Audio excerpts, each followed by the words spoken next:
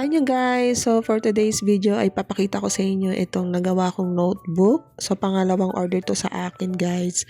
Natutuwa nga ako dito sa part na ito yung paglagay ko ng photo top o photo cover dito sa ating cover niya kasi na-perfect ko. So wala akong masyadong mali, wala akong masyadong reject. So nakasave tayo ng supplies. Yung una ko kasing nagawa na set guys or yung first batch ay medyo marami akong reject doon kasi marami akong mali. Hindi ko natatama yung paglagay netong photo top na to.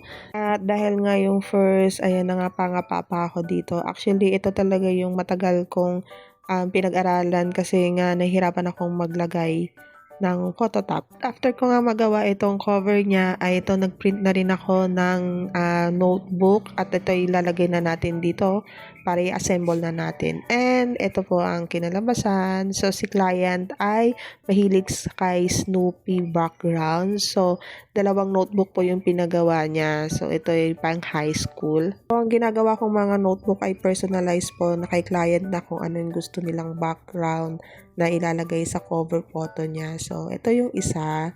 Ayan, same Snoopy pero magkaila pa lang yung design.